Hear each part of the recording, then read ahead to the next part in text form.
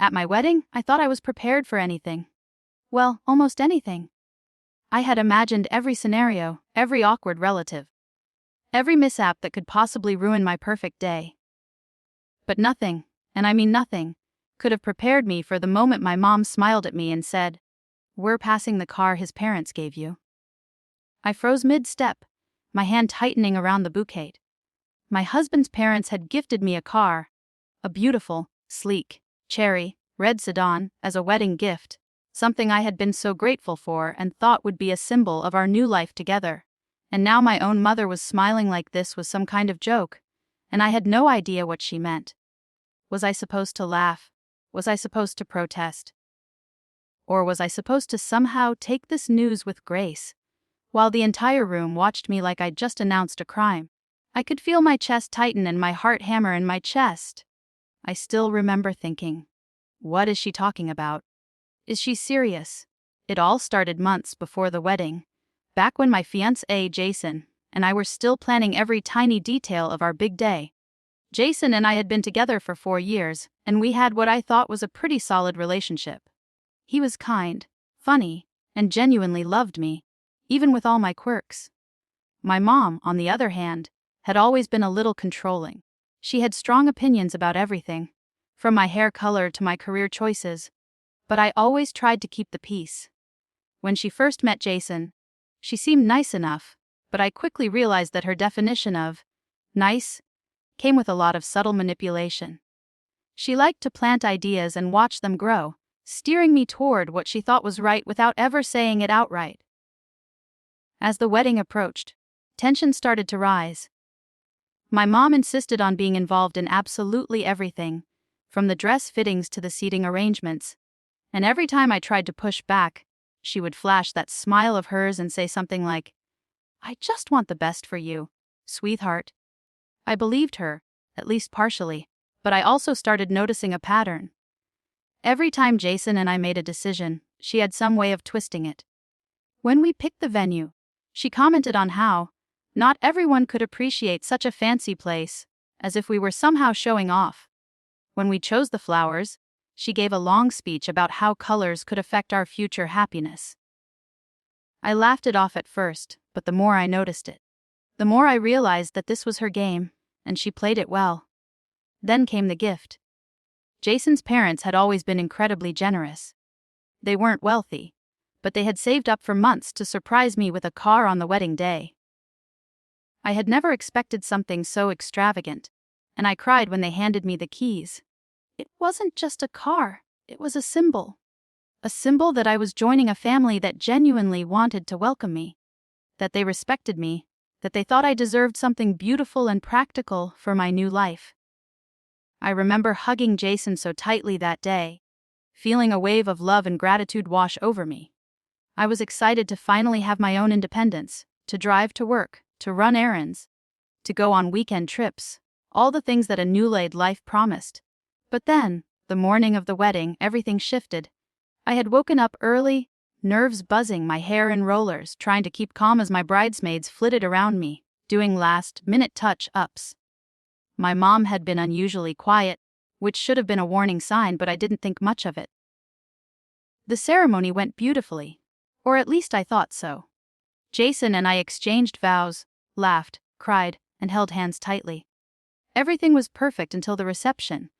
That's when my mom pulled me aside, and her words hit me like a punch to the gut. "We're passing the car his parents gave you," she said, that infuriating smile still plastered across her face.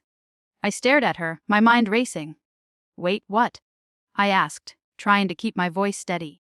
She didn't say anything else. She just gestured vaguely toward the back of the hall, where a few of my extended family members were already gathering. My stomach dropped. I could feel my face heating up. I wanted to scream, to run, to do literally anything, but I couldn't move. She had done this so calmly, so deliberately, that I knew she had planned it. As I walked toward the back of the hall, trying to keep my composure, I saw it. The car, my car, sitting there, wrapped in a big red bow. But the worst part, my mom had somehow managed to convince my younger brother and cousin to act as if it were now being reclaimed. They were standing next to the car. grinning like they were part of some elaborate prank, and I could hear murmurs spreading through the room. Guests were whispering, pointing, some even laughing. I wanted to melt into the floor. I looked back at my mom, ready to confront her, and she just gave me that same calm, sweet smile. The one that had been hiding years of manipulation, and said, "It's for the family now, dear. We thought it would be better if it stayed home." I froze, my mind spun. The entire room seemed to close in around me, and for a moment, I felt like I couldn't breathe. How could she do this on my wedding day? How could she take something that meant so much to me and twist it into this spectacle? I felt my eyes sting, and I fought hard not to cry in front of everyone. Jason looked at me, confused and concerned, and I realized I had to act fast. I couldn't let my mom make this a scene that ruined everything we had worked so hard for. I swallowed hard and approached the car, my hands trembling. "Mom," I said, my voice shaking, "this is not okay." She tilted her head, her smile unwavering. "Oh, sweetheart, don't be so dramatic. It's just a car." But it wasn't just a car. It was my independence, my gift, my choice. And she was trying to take it away in front of everyone I loved. I wanted to scream, but instead, I took a deep breath and did something I didn't think I could. I turned to my family, the guests, and Jason, and I calmly said, "Actually, this car is a gift from Jason's parents, and it's meant for me. I appreciate it, but it stays with me." I could feel my heart pounding in my ears. The room fell silent.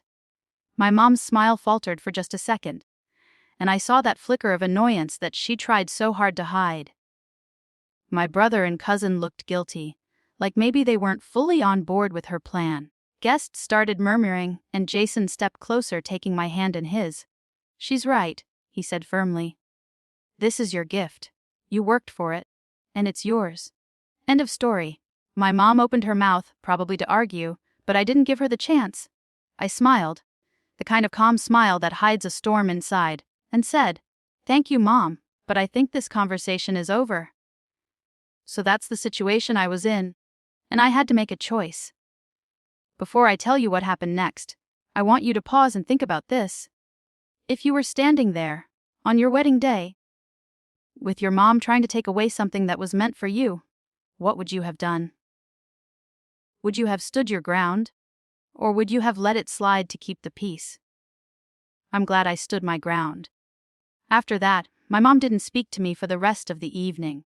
She lingered near the edge of the reception, casting side glances, but she didn't try to interfere again. Jason and I got in the car later that night, just the two of us, and I felt a wave of relief wash over me. We drove around the city laughing, talking about how ridiculous the situation had been. And I realized something important. Standing up for yourself doesn't make you mean, and sometimes the people closest to you will test your limits in ways you never expected. In the days that followed, my mom and I had a tense but necessary conversation. I explained that I would always love her, but I would not let her manipulate or control me, especially in front of others. She didn't apologize outright, but she nodded, and I think, deep down, she realized she had crossed a line. My relationship with my brother and cousin shifted as well.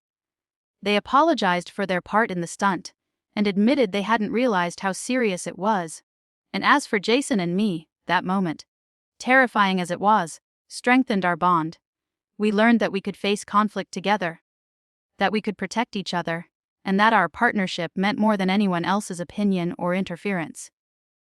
Looking back now, I see that day as a turning point. It was a moment where I learned to assert myself, to set boundaries, and to demand respect, not just from strangers or friends, but from family. I also learned that gifts, while material, carry meaning, and no one has the right to strip that away from you. So if you take anything away from my story, let it be this: never underestimate your own voice, and never let anyone, no matter how close, take what's yours without your consent. If you were on my side, like this video, subscribe for more stories like this, because honestly, life has a way of throwing us into situations we never expected. And share your final thoughts on this whole mess in the comments section. I want to hear what you would have done if you were me. I'll see you all in the next story.